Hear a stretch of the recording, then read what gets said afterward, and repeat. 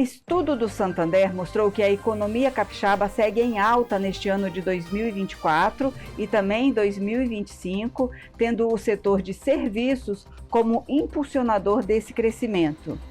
Vamos conversar com o economista Gabriel Couto, que faz parte da equipe que coordenou esse estudo. Gabriel, obrigada pela oportunidade de falarmos um pouco mais sobre esse cenário promissor da economia capixaba. Nesta semana, o IBGE divulgou o PIB do segundo trimestre. E aqui no Espírito Santo já foi feita a leitura, né? E foi um crescimento de 1,1%, tendo o setor de serviços como um impulsionador desse crescimento. Isso corrobora com o estudo do Santander, não é isso? Isso, acho que corrobora e até acho que adiciona algum viés de alta para essas projeções que a gente fez para a maioria das regiões, mas especificamente para o Espírito Santo também, né? Quando a gente fez esse estudo, ele foi feito antes do resultado do PIB do segundo trimestre, né, que a gente ficou sabendo essa semana, e o resultado surpreendeu a gente positivamente. Então acho que na medida que o resultado nacional surpreendeu, é natural que essas nossas estimativas para os estados também sofram alguma revisão altista, né? Então, o PIB do Espírito Santo, que a gente já esperava depois desse resultado que saiu essa semana. E, Gabriel, nesse estudo do Santander, vocês também avaliaram o crescimento do setor industrial e agropecuária. Fala para a gente um pouquinho a participação desses setores na construção do PIB. A indústria tem a maior participação, né, no PIB do Espírito Santo aqui, pelos nossos cálculos. A gente estima mais ou menos 27% de participação setorial pelos dados do IBGE, mas a composição geral é parecida ainda com a composição da maioria dos estados do Brasil, né, que é a participação maior do setor de serviços. Então, o setor de serviços é o mais representativo, com quase 68% ali do total do PIB do Espírito Santo. Enquanto a agropecuária tem uma participação um pouco menor do que o restante do Brasil, né? Então tem 4,3% na nossa conta. Mas é importante sempre lembrar, né, que a agropecuária aqui nesse conceito é só a produção primária, né? Então a gente não está considerando ali toda a cadeia do agronegócio, né, que parte está incluída ali na indústria, parte está incluída nos serviços. Então, se a gente pegar a cadeia ali do segmento, talvez seja um pouco maior, mas quando a gente fala de produção primária, é uma participação um pouco menor do que outros estados do Brasil. E para 2025, Gabriel, para esse ano foi 2,6, né? A projeção de vocês. E para 2025? Para 2025, a gente está com uma expectativa de uma leve desaceleração ali para 2,2% da economia do Espírito Santo, tá? Eu acho que a principal diferença aí, né, a principal contribuição para essa desaceleração vem do setor de serviços, tá? Mas não é também dizer que vai ser um ano ruim para o setor de serviços, tá? A gente está projetando que ele desacelera de 2,5% para 2%, 2% na nossa leitura. Ainda é um ritmo de crescimento bastante considerável, bem robusto, aí, pensando em PIB, ao mesmo tempo que a agropecuária também tende a desacelerar um pouco mais no estado, tá? A gente tem uma projeção de um crescimento de 2% para esse ano no Espírito Santo, desacelera para 1% ano que vem, mas de novo, né, uma desaceleração bem leve, assim, nada muito alarmante. A gente ainda avalia esses níveis de crescimento, né, de 2,6 esse ano, 2,2 no ano que vem, como níveis de crescimento razoavelmente fortes, aí, bastante robustos para o estado. E, Gabriel, nesse estudo, vocês afirmam que o Espírito Santo está acima da média da região sudeste. Vocês atribuem isso a quê?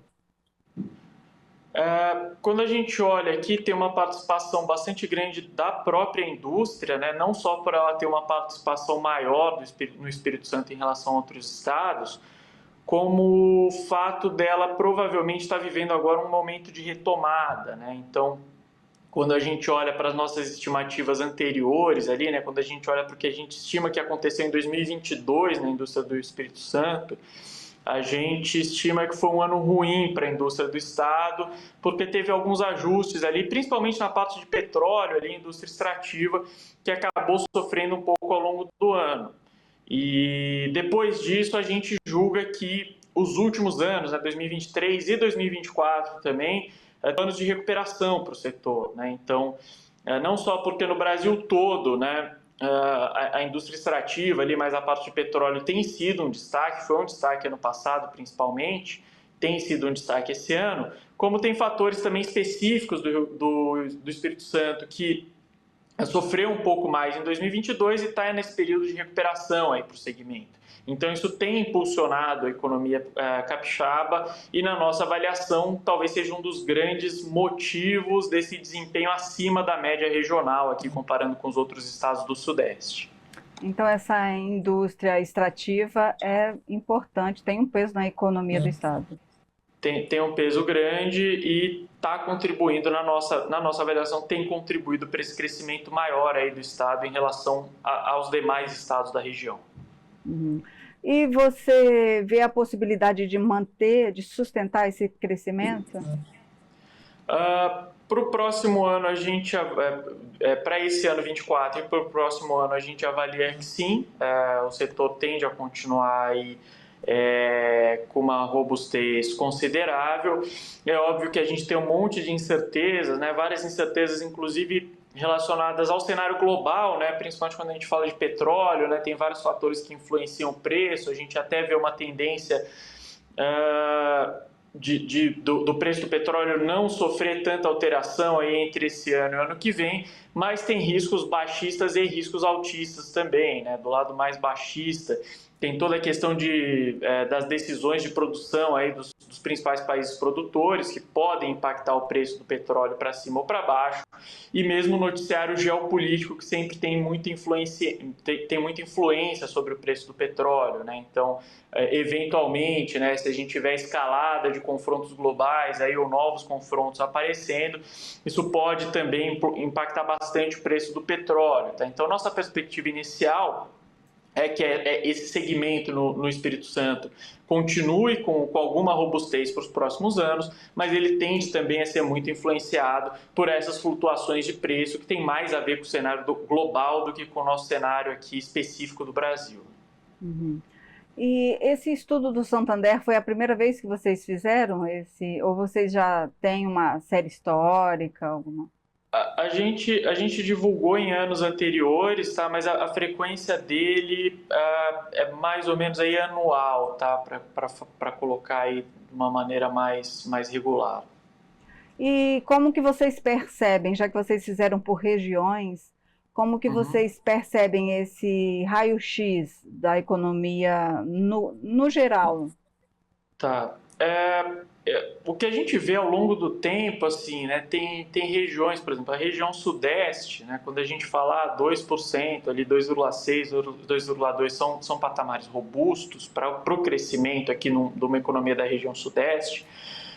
Basicamente também a gente está comparando com uma média histórica, né, com um padrão de crescimento, né, então já é a região que responde pela maior parte do PIB brasileiro, né, e aí quanto maior é a economia de uma região, menor tendem a ser os níveis de crescimento, né, a partir de um determinado ponto. Então, tem um padrão que a gente observa ali, os estados do norte, né, que é uma economia que ela tem hoje a menor participação na economia brasileira, mas ela apresenta os maiores patamares de crescimento, né, onde a expansão acaba sendo mais relevante, né? Então, para Sudeste, né, a gente já fala de níveis de crescimento um pouco mais baixos, alguns padrões também que a gente observa, né, que, por exemplo, aqui no Sudeste a indústria acaba sendo um pouco mais representativa, o Centro-Oeste tem um pouco mais de impacto do agro, né? Então cada região tem suas peculiaridades, mas uma coisa que tem chamado a nossa atenção é que o setor de serviços tem sido um grande destaque para quase todas as regiões desse ano e no ano que vem, né? E esse padrão para a gente tem muito a ver com o mercado de trabalho que está bastante apertado, tá? Se tem uma coisa que é quase unanimidade em quase todos os estados que a gente acompanha, é que o mercado de trabalho está vivendo um momento muito bom. Então, a geração de vagas está muito forte, as taxas de desemprego têm mostrado aí mínimas recentes e, principalmente, os salários têm apresentado ganhos reais muito representativos, né? Então, isso ajuda a sustentar o consumo das famílias e, de certa maneira, também sustenta o setor de serviços, tá? Então, acho que isso é um padrão que tem se repetido, mesmo considerando essas peculiaridades de cada região, ele tem se repetido de maneira parecida entre os estados brasileiros. Uhum. Maravilha, Gabriel. Obrigada aí pela sua participação e disponibilidade em conversar conosco. Imagina, eu que agradeço. Para saber mais sobre esse e outros conteúdos, acesse esbrasil.com.br e siga as nossas redes sociais.